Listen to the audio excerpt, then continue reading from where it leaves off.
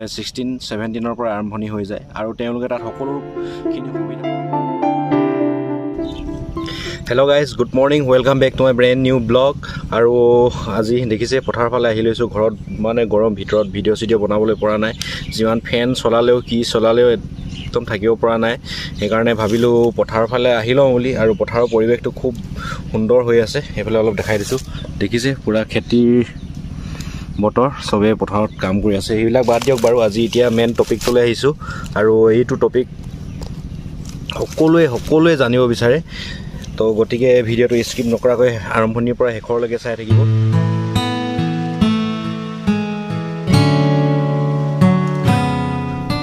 তো ভিডিঅ'টো বেছি দেৰি নকৰি আৰম্ভ কৰি দিওঁ নে কি কয়। আৰু এই ভিডিঅ'টো আজি বহুতেই ইম্পৰ্টেণ্ট, বহুতেই জানিবলগীয়া ভিডিঅ'। এই ভিডিঅ'টো আৰু থাম্বনেইলখন চাই আপোনালোকে গমেই পাইছে যে এটা ৰিগত হেল্পাৰটোক আমি ৰস্তবত বুলি কওঁ। সেইজনৰ কাম কি, কেনেকুৱা ধৰণে জইন কৰিব পাৰে, কেনেকৈ কি কাম কৰে আৰু কামবিলাক এই পষ্টটোত কেনেধৰণে জইন কৰিব পাৰে, চেলাৰী কিমান, ইয়াৰ বিষয়ে অলপ ক'বলৈ চেষ্টা কৰিম। তো আৰম্ভ কৰি দিছোঁ। চাওক, যেনেকৈ আমিতো সকলোৱে জন্মৰ পৰা শিকি আহোঁ জানো? জন্মৰ পাছতে শিকোঁ নহয় জানো, স্কুললৈ গৈ মেলি। ঠিক তেনেধৰণে এটা ৰিগত জইন কৰিবলৈ হ'লে আপুনি যদি একোৱেই নাজানে, একেবাৰে ফ্ৰেছাৰ্ছ, ক'তো কাম কৰা নাই, তেতিয়াহ'লে এজ এ হেল্পাৰ হিচাপে সোমাব লাগিব। আৰু হেল্পাৰজনক আমি ৰিগত নাম দিয়া হয় ৰস্তবত। আৰু ৰিগত মানে প্ৰতিজন এমপ্লয়ী, প্ৰতিটো পষ্টৰে নাম আছে এটা এটা। গতিকে যিজন হেল্পাৰ হিচাপে এটা ৰিগত কাম কৰিব, তেওঁক আমি ৰস্তবত বুলি কওঁ। আৰু সেই ৰস্তবতজন ৰিগৰ প্ৰতিটো পষ্টত কাম কৰিব পাৰে। মানে কেনেকৈ কাম কৰিব পাৰে সেইটো বুজাই দিছোঁ। যে মেকানিকৰ যদি প্ৰয়োজন হয়, তেতিয়াহ'লে মেকানিকে ল'ৰা এটা দিবিচোন, ল'ৰা এটা লাগে, মানে এজ এ হেল্পাৰ হিচাপে তেওঁ মেকানিকৰ লগতো কাম কৰিব পাৰে। এজ এ হেল্পাৰ হিচাপে তেওঁ ইলেক্ট্ৰিচিয়ান এজনৰ লগতো কাম কৰিব পাৰে। বা ড্ৰিলিঙতো যিমানটা পষ্ট আছে, যিমানটা বিভাগ আছে এটা ড্ৰিলিং ৰিগত, প্ৰতিটো পষ্টতে এজন হেল্পাৰজনে তাত কাম কৰিবগৈ পাৰে মানে। আৰু ৰিগত এজ এ ৰস্তবত হিচাপে সোমাবলৈ হ'লে প্ৰক্ৰিয়াটো সেই একেটাই প্ৰক্ৰিয়া। আপুনি বায়'ডাটা দিব লাগিব, দি মেলি খবৰ খাতি ল'ব লাগিব। আৰু ৰেফাৰেঞ্চৰ যোগেদি যদি সোমায়, তেতিয়া সুবিধা সেইখিনি জানেই। সেইখিনি বেলেগ এটা ভিডিঅ'ত আপোনালোকক বনাই দিম আৰু বনাই থৈছোঁ। আৰু আজি ৰস্তবতজনৰ ওপৰত বিশেষকৈ ভিডিঅ' বনাম, হেল্পাৰজনৰ ওপৰত ভিডিঅ' বনাইছোঁ। গতিকে আৰু হেল্পাৰজনে, আপুনি যদি এটা ৰিগত এজ এ ৰস্তবত হেল্পাৰ হিচাপে সোমায়, তেতিয়াহ'লে আপোনাৰ বহুত সুবিধা হয়। কিয় সুবিধা হয় সেইটো কৰি আছোঁ। কাৰণ এজন ৰস্তবত হিচাপে এটা ৰিগত সোমালে, তেতিয়াহ'লে বিভিন্ন ধৰণৰ কাম শিকিব পাৰে। ইলেক্ট্ৰিচিয়ানৰ হওক, মেকানিকেলৰ হওক, সকলো ধৰণৰে কাম আপুনি শিকি ল'ব পাৰে, কোনো অসুবিধা নহয়। আৰু আপুনি এজ এ ৰস্তবত বা হেল্পাৰ হিচাপে সোমালে, আৰু এই হেল্পাৰৰ পৰাহে আপুনি কোনটো বিভাগত কোনটো বিভাগত আপুনি যাব, ইলেক্ট্ৰিচিয়ান হওক, মেকানিকেল হওক, কোনটো বিভাগত যাব, আপুনি ৰস্তবত এজ এ হেল্পাৰৰ পৰাহে আপুনি বিভিন্ন ধৰণৰ বুলি কৈছোঁ, মেকানিক বা ইলেক্ট্ৰিচিয়ান নাইবা ডিলিঙৰ কোনটো পষ্টত যাব, তাৰ পাছত হেল্পাৰ কৰাৰ পাছতহে আপুনি ডিচাইড কৰিব পাৰি। ৰস্তবতসকলৰ বা হেল্পাৰসকলৰ কাম কি বুলি ক'বলৈ হ'লে, তেওঁলোকৰ বিশেষভাৱে কোনো ধৰণৰ কাম নাই যে এইটো কামেই কৰিব লাগিব, তেনেকুৱা ধৰণৰ নহয়। ছিনিয়ৰসকলে তেওঁলোকক য'ত কাম কৰিব কয় সেইটো কামহে কৰিব। আৰু যিটো তেওঁলোকে বিভিন্ন ধৰণৰ ডিপাৰ্টমেণ্টত কাম কৰিব পাৰে। মেকানিকেলেই হওক বা ইলেক্ট্ৰিচিয়ানেই হওক, বা এটা ৰিগত থকা ছিনিয়ৰসকলে য'ত কাম কৰিব কয় তাতে তেওঁলোকে কাম কৰিব পাৰে বা কাম কৰিব। তেওঁলোকৰ বিশেষভাৱে একো কাম নাই যে এইটোৱে কাম কৰিব লাগিব, যেনেকৈ মেকানিকসকলে মেকানিকৰ কামেই কৰিব লাগিব, তেনেকুৱা ধৰণৰ নহয়।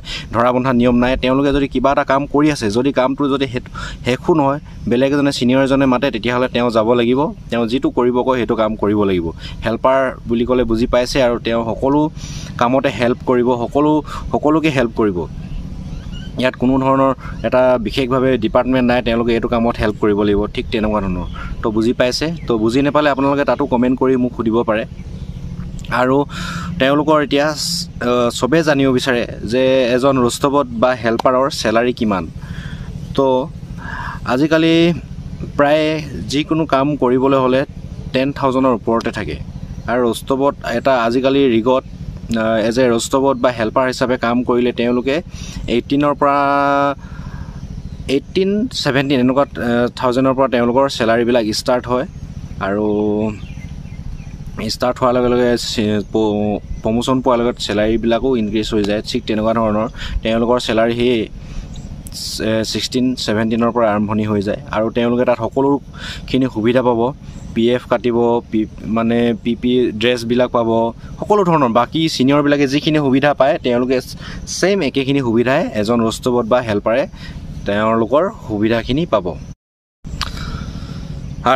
আৰু এতিয়া ৰষ্টবত বা হেল্পাৰ হিচাপে এটা ৰিগত জইন কৰিলে তেওঁলোকৰ সুবিধানো কি হয় তেওঁলোকৰ তাত সোমোৱাৰ লগে লগে কিখিনি কেনেকুৱা ধৰণৰনো সুবিধা হয় তাক ক'বলৈ গৈ আছোঁ এটা ৰষ্টবত বা এজন হেল্পাৰ হিচাপে এটা ৰিগত যদি সোমায় তেওঁ মানে বিভিন্ন বিভাগৰ কামবিলাক তেওঁ আয়ত্ব কৰিব পাৰে তেওঁ শিকিব পাৰে মেকানিকৰ কামবিলাকো তেওঁ শিকিব পাৰে যদি তেওঁৰ মন থাকে তেওঁৰ যদি আগ্ৰহ থাকে ইলেক্ট্ৰিচিয়ানৰ কামো শিকিব পাৰে ডিলিং ডিপাৰ্টমেণ্টৰ কামো শিকিব পাৰে আৰু বিভিন্ন ধৰণৰ কাম শিকিব পাৰে গতিকে এজ এ হেল্পাৰ হিচাপে আপুনি যদি একেবাৰে ফ্ৰেছাৰ্ছ তেতিয়াহ'লে আপুনি এজ এ হেল্পাৰ হিচাপে ৰিগ এটাত সোমাওক বহুত সুবিধা হ'ব কৈছোঁ বহুত সুবিধা হ'ব কাৰণ মেকানিকৰ হওক ইলেক্ট্ৰিচিয়ান বিভিন্ন ধৰণৰ কাম শিকিব পাৰে বেলেগ ইণ্ডাষ্ট্ৰিত কিন্তু এনেকুৱা ধৰণৰ সুবিধাখিনি নাপায় কেৱল এই ৰিগত মোৰ যিমানখিনি এক্সপিৰিয়েঞ্চ আছে ৰিগত কাম কৰিলে এই সুবিধাখিনি পাবলৈ সম্ভৱ হয় তো আজিৰ ভিডিঅ'টো বেছি দীঘলীয়া নকৰোঁ আজি ৰষ্টবত হেল্পাৰ এজনৰ ওপৰত ভিডিঅ'টো বনাবলৈ চেষ্টা কৰিলোঁ ইয়াতো যদি আপোনালোকৰ কিবা যদি কনফিউজন আছে তেতিয়াহ'লে কমেণ্ট কৰি মোক জনাব পাৰে কমেণ্ট বক্সত এইটো বুজি পোৱা নাই তো এইটোৱে আৰু কিনো ক'ম চেনেলটোলৈ নতুনকৈ আহিছে যদি ছাবস্ক্ৰাইব কৰি দিব আৰু মোৰ ছ'চিয়েল মিডিয়াৰ লিংকবিলাক ডেছক্ৰিপশ্যনত দি দিছোঁ তাতে আপুনি ক্লিক কৰি চাই ফ'ল' কৰিব পাৰে ইনষ্টাগ্ৰাম আৰু ফেচবুকৰ লিংকবিলাক ডেছক্ৰিপশ্যনত সকলোখিনি পাব আৰু কিনো ক'ম আজিৰ ভিডিঅ'ত ইমানখিনিতে সামৰিছোঁ আৰু লগ পাম অন্য এটা ভিডিঅ'ত